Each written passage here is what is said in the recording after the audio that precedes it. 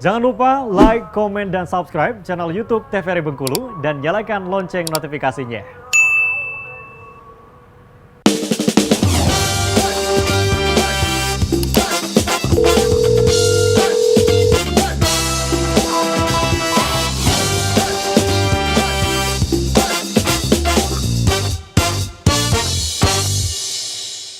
Baik, pemirsa di rumah masih kembali di Dokter Ketua TVRI Bengkulu kali ini tentunya, dan kita masih membahas mengenai batu saluran kemih bersama Dokter Wenti dan juga Dokter Putri Santri tentunya untuk di kesempatan kali ini ya. Dan sebelum lanjut ke slide, dokter, mungkin kalau nih ada stigma yang mengatakan bahwa kalau kita mengkonsumsi obat yang berlebihan, yaitu paracetamol, antalgin dan lain sebagainya, itu bisa menyebabkan batu di saluran kemihnya nggak sih? Atau seperti apa nih? Ya, kalau langsung menyebabkan batu kayaknya enggak ya. Jadi proses terjadinya batu itu pun tidak serta-merta langsung terjadi. Prosesnya pun bertahun-tahun biasanya. Nah, untuk pemakaian obat, kalau minum air putihnya banyak, cairannya tetap banyak, insya Allah sih tidak akan menyebabkan batu. Oke, kalau untuk kerusakan ginjal sendiri mungkin? Nah, kalau untuk kerusakan ginjal, kalau paracetamol yang terus-menerus tidak henti-henti atau dosisnya yang berlebihan, jelas sesuatu yang berlebihan atau tidak sesuai indikasi atau tidak sesuai dosisnya akan merusak. Oh, gitu. Apalagi ginjal itu sebagai filtrasi atau filter di tubuh kita. Pasti dia akan jadinya rusak kalau beban kerjanya sudah terlalu berat. Oke, jadi emang ada ya kayak gitu ya, bisa terjadi kemungkinan besarnya ya kan? Asal kan tadi kalau dosisnya tidak sesuai, Betul. penggunaannya tidak tepat. Betul, baik. Kalau gitu boleh silakan dengan lanjutan slide-nya kita hari ini tentang batu saluran kemih. Nah, jadi kalau diagnosa banding, kalau kita lihat saja gejala utamanya biasanya untuk batu saluran kemih adalah nyeri, hematuri, dan obstruksi atau adanya sumbatan. Jadi kalau disatukan, itu banyak sekali diagnosa yang didapatkan, tidak hanya batu ya. Kalau dari nyeri aja bisa ternyata apendisitis tadi ya, bisa karena ulkus di lambungnya, bisa karena juga radang pada panggul. Kalau perdarahan tadi atau misalnya kencingnya berwarna merah, tidak hanya batu saluran kemih, bisa juga karena keganasan. Kalau obstruksi bisa juga karena pembesaran prostat, biasa pada laki-laki ya. Jadi tidak harus batu, tapi itu harus diperiksakan makanya. Dan semakin cepat diperiksa, maka semakin baik prognosanya atau pilihan untuk penyembuhannya akan semakin sederhana nantinya. Karena semakin kecil batunya nanti dia akan semakin gampang penata laksanaannya atau pengobatannya ya. Jadi ada namanya terapi medis dan simptomatik. Jadi berusaha mengeluarkan atau melarutkan batu. Jadi ini cukup dengan minum air, kemudian dikasih obat. Jadi ada obat-obatan yang masih bisa untuk melarutkan si batu tadi, asalkan ukurannya kecil ya.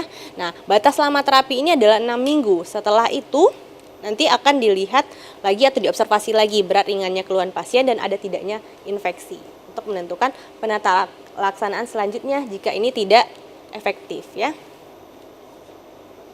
Nah, ada namanya pemecahan batu atau lithotripsy. Yang paling famous sekarang atau yang paling terkenal ada namanya ESWL ya. ESWL itu extracorporeal shock wave lithotripsy. Jadi dia itu pemecahan batunya oleh gelombang.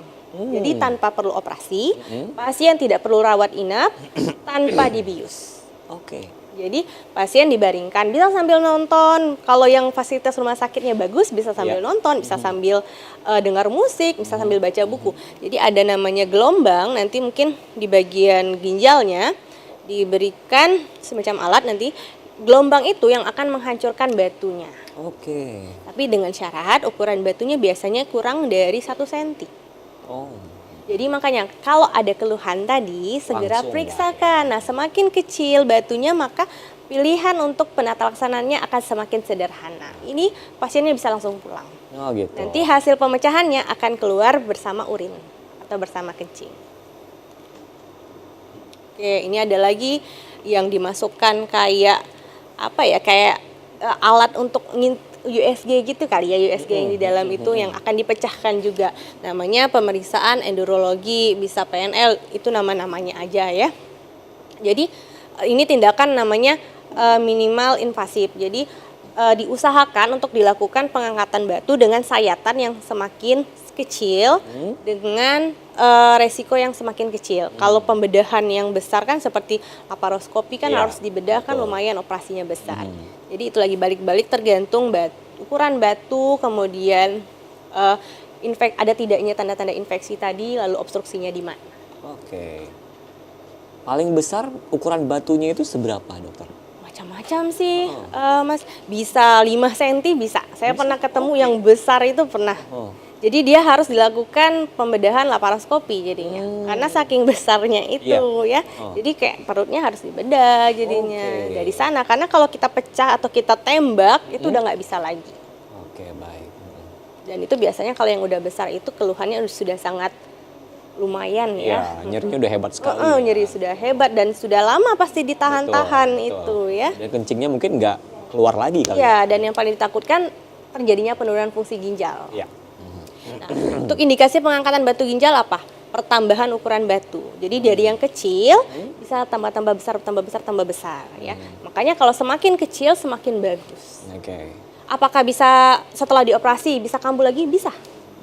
Balik lagi tadi ya, nanti ada pencegahan-pencegahan yang harus dilakukan ya.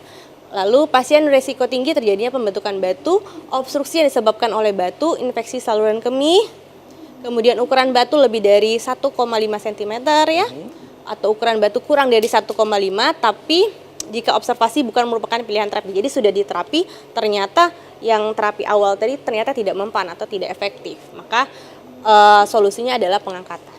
Oke. Lalu komorbiditas dan keadaan sosial pasien ya. Nah, prognosa baik kalau dilakukan batu yang berukuran 5-6 mm atau di bawah 1 cm lah ya kita bilangnya, biasanya dapat keluar secara spontan dan dapat diberi tata laksana tadi ya, kayak minum air putih yang banyak, kemudian dikasih obat-obatan yang bisa dilarutkan akhirnya keluar melalui saluran kencing atau melalui kencingnya. Batu yang lebih kecil dapat diberi konseling tentang modifikasi faktor risiko untuk mencegah kekambuhan batu. Karena ini sifatnya karena gaya hidup. Ya. Jadi dia pasti bisa kambuh kembali apabila gaya hidupnya tidak dimodifikasi atau tidak dirubah. Ya, kalau belum dirubah berarti tetap batunya bakal kambuh lagi. Ya? Benar sekali. Oke, ini beberapa komplikasi dan yang paling kita takutkan adalah terjadinya gagal ginjal ya. Banyak sekali ya. Bisa jadi hidronefrosis, hidroureter, kemudian gagal ginjal. Oke. Hidronefrosis tadi apa? Yang pembesaran di salurannya tadi. Nah, itu kan membesar jadinya, terus terjadi peradangan. Oke. Kemudian pencegahannya nih, setelah batu dikeluarkan dari saluran kemih, bisa angka kekambuhan batu rata-rata 7% per tahun. Atau kurang dari 50% dalam 10 tahun. Jadi lumayan ya angka kekambuhannya, maka itu harus dicegah. Bagaimana cara pencegahannya? Diet. Ya, diet pengaturan makanan sesuai dengan jenis batu yang ditemukan. Jadi ketika batunya dihancurkan, nanti ada tuh batunya yang keluar-keluar itu kalau bisa diperiksakan. Jadi kan tahu nih, oh ini batu asam urat ternyata. Biar atau tahu batu, ya.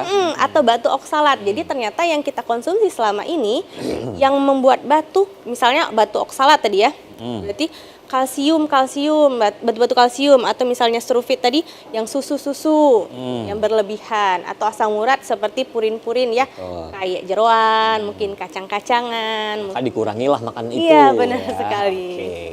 Jadi harus kalau batu kalsium oksalat nih yang ditemukan, kurangi jenis makanan yang mengandung kalsium oksalat, seperti coklat juga ya. Kemudian kalau batu asam urat, jenis makanan yang mengandung purin, kacang-kacangan, jeroan, bahkan sayur bayam itu banyak purinnya ya. Kemudian batu sulfit, kurangi konsumsi keju, telur, buah, murbei, susu, dan daging. Kalau sistin, sari buah, susu, kentang. Anjurkan pasien banyak minum 2 liter per hari. Intinya sebenarnya adalah makanan itu tidak boleh terlalu banyak. Apabila yang tidak sesuai porsinya pasti akan menyebabkan penyakit ya. Makanan dan minuman yang perlu dikurangi yang tadi ya, jeroan ya, sudah dijelaskan tadi kayak sayur bayam itu, buncis kering, kacang ya. Makanan yang terbuat dari gandum, beras merah, minuman teh, coklat, bersoda, bir ya. Kemudian garam juga harus dikurangi. Rata-rata yang enak semua ya. Iya, benar sekali. Apalagi fast food ya, junk food ya. Patuhi pantangan makanan tadi ya, minum air putih 3-4 liter. 2 liter saja cukup kok sebenarnya ya. Cukup minum pada sore hari, kurangi kegiatan yang menyebabkan keringat keluar terlalu banyak. hindari perubahan suhu yang mendadak. Jadi benar perubahan suhu. Jadi kalau pada daerah yang panas yang menyebabkan kita banyak berkeringat itu resiko terjadinya batu lebih tinggi karena terjadinya hipersaturasi di bagian tubuh kita atau lagi di bagian ginjal ataupun kandung kemih tadi ya.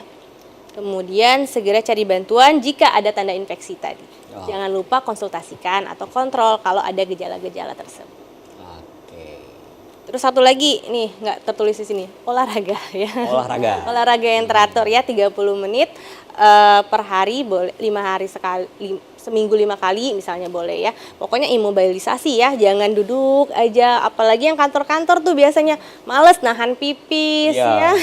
Dikit lagi. Dikit lagi. Akhirnya nahan pipis 1 jam, 2 jam, 3 jam. Nah dari nahan pipis itu juga bisa terjadi pengendapan. Jadi ketika dia pipis selanjutnya itu tidak semuanya air urinnya tadi keluar. Beberapa akhirnya teresidu, mengendap. Dan itu lama-lama bisa mengkristal. Pengendapan itu yang mengkristal dan menyebabkan batu. Betul sekali. Baik. Sebelum terjadi batu biasanya terjadi ISK. Oh iya, infeksi saluran kemih. Benar ya. sekali. Oke, baik. Nah, tadi dibilangnya olahraga, tapi di situ tadi kurangi yang berkeringat. Itu gimana, Dokter? Jadi gerakannya olahraganya itu nggak yang harus lari 1 Bengkulu gitu. Oh, gitu. Oke, baik. Nah, ke Dokter Putri nih. Untuk batu ini sendiri, Dokter, bisa nggak sih keluar dengan sendirinya? Tadi ya seperti yang dijelaskan, kalau ukurannya itu masih sangat kecil bisa keluar dalam bentuk butiran pasir. Ya, tapi kita tidak pernah tahu apakah butiran pasir saja yang ada di dalam saluran kemih kita atau sebenarnya ada batu gedenya gitu di dalam saluran kemih. Jadi untuk lebih pastinya kita harus periksa lebih lanjut, nggak cuma periksa dari luar tadi yang sama dokter. Kita nanti bisa rujuk juga, dokter umum biasanya akan merujuk ke dokter spesialis untuk diperiksakan lebih lanjut untuk lihat ukurannya sebesar apa. Oke, berarti kalau yang keluar itu cuma pasir-pasir, tapi ada kemungkinan juga batunya itu keluar sendiri juga nggak sih? Kalau batu dalam ukuran besar, kecil ya kemungkinannya, karena saluran kencing kita itu diameternya kecil sekali, gitu. Mungkin kalau ukuran batunya masih sangat kecil mungkin bisa. Mungkin bisa ya, dan itu pasti keluarnya bakalan nyeri. Iya, gitu nyeri dan juga ini tadi ya bisa juga diiringi dengan kencingnya ada darah atau kencingnya berwarna merah karena terjadi gesekan antara batu dan juga salurannya tadi. Oke. Nah biasanya nih kalau Dr. Wenti, kalau misalnya yang keluar itu kayak pasir yang dibilang, terus udah darah juga yang keluar, itu pada saat kemihnya sendiri itu terasa nyeri, sakit atau seperti apa dong? Biasanya rata-rata terasa nyeri ya. Karena ketika keluar darah atau keluar pasir-pasir itu pun terjadi gesekan-gesekan di antara saluran itu. Akhirnya menyebabkan nyeri. Oh gitu. Nah, apa beda yang namanya batu ginjal dengan buli-buli? Nah, ada juga buli-buli kalau nggak salah kan, karena ada beberapa riwayat pasien yang mungkin ini batu ginjal nih dikategorikan ini sama buli-buli juga, padahal perasaan sama aja yang keluar itu pasir-pasir juga gitu ya kan. Nah, jangan dulu dijawab, kita jeda iklan dulu ya. Baik pemirsa, tetap bersama kami di Dr. Kito TVRI Bengkulu.